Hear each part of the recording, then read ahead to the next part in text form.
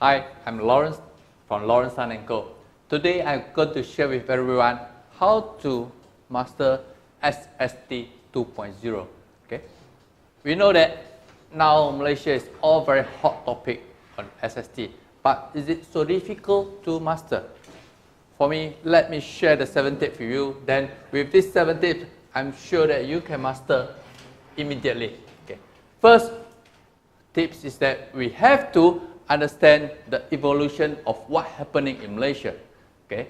From previously SST 1.0, GST, and today is SST 2.0. So what is SST 2.0? People saying a lot of SST here and there. Please understand that actually SST, there are actually 2 different tax is coming in. One, we call it Sales Tax Act 2018. The other one is Service Tax Act 2018. So actually there are totally 2 different acts. Not like GST. Actually in GST, there are only GST Act 2014. There's only one act itself. So please, not everyone subject to both sides. And very, very rare that a company will subject to both taxes. Okay? So once we know that SST, so this is evolution. Okay? Understand that. Then the next thing is to understand. That's what I'll say. SST 2.0. Okay? So in here, from this new SST 2.0, our government have estimated that previously GST registration is 47,200 of registrants. Today with this SST, they are only left 80,000 of registration. So in other words, we are saying that 390,000 of people that charging you GST previously, now no more. So you understand the whole thing, what is this SST 2.0. Once you understand SST 2.0, then just now I did mention the 390,000. So is it that's it?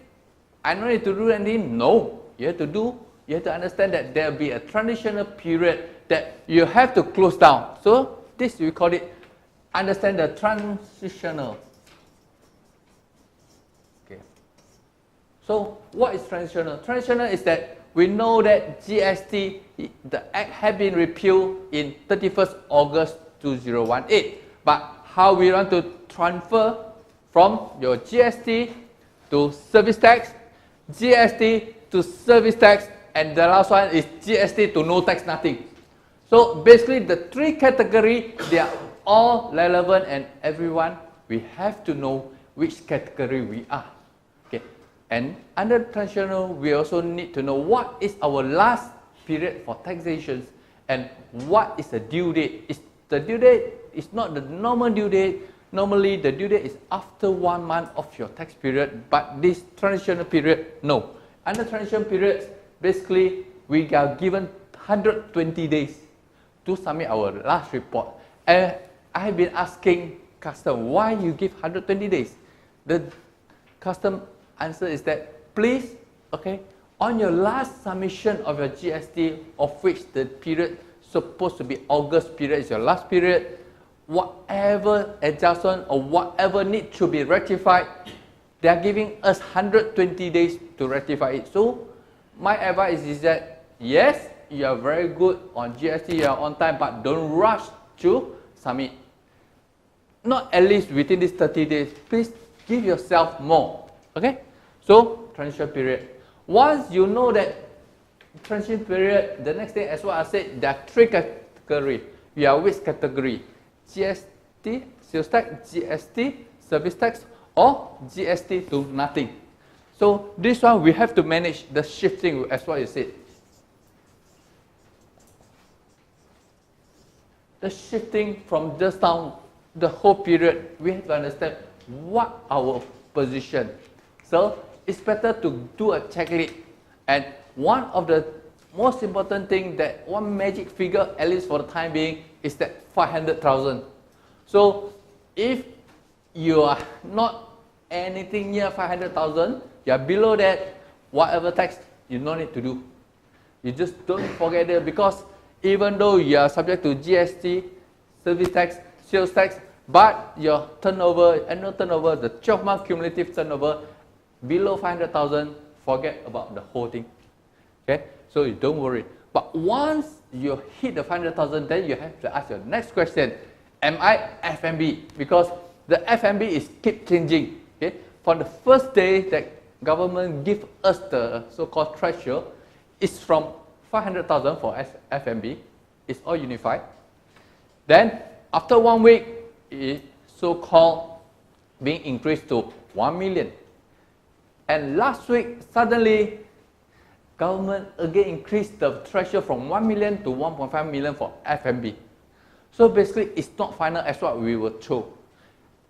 Every day, there will be changes on certain threshold or certain exemption tax or exemption goods. So based on that. The next thing, once you know, then we have to go in depth, or what we call it, what is sales tax? Sales Tax Act. So what is that? Basically, sales tax is always doing with something physical, goods that we can see, physical products. Okay, anything that we can touch, can feel, cars, computer, pen. Then there are goods subject to sales tax in general for manufacturers and importers. So if we are buying goods from a retailer, supermarket, then no sales tax. You have to remember that, okay? And of course, on importation, when we import, when do a custom clearance, then of course, the custom at the point of entry into Malaysia will be subject to sales tax. Okay, this one. Secondly, as what I said, threshold 500,000. That is its magic word, magic figures. Sales tax, there's only one magic figures, 500,000. Remember that. Okay. The next one is the service tax. Okay. Of course, we said service tax is related to services. Okay. Again, a lot of people say that when we have a Coke in restaurant, why we should pay service tax? Even though we still buy a goods, but actually when we think further, when we buy a Coke and drink in a restaurant, actually we are not buying the drink itself only. Actually we are buying some services of it, some waiter or waitresses, or the good environment, aircon, nicely, good music. Actually that is the services actually good we buy. We are not buying the rest of it. Okay. The next thing, once we understand all these things, the last thing, as what I said, you have to know. As what I mentioned, income custom keep changing, a lot of updates. So don't stop here. Once you go the whole process, please continuously check any updates. And the best way and best avenue to check is www.mysst.customs.government.my. So please remember that website. Thank you. Okay? Constantly check. Okay, this is most important thing. Okay, www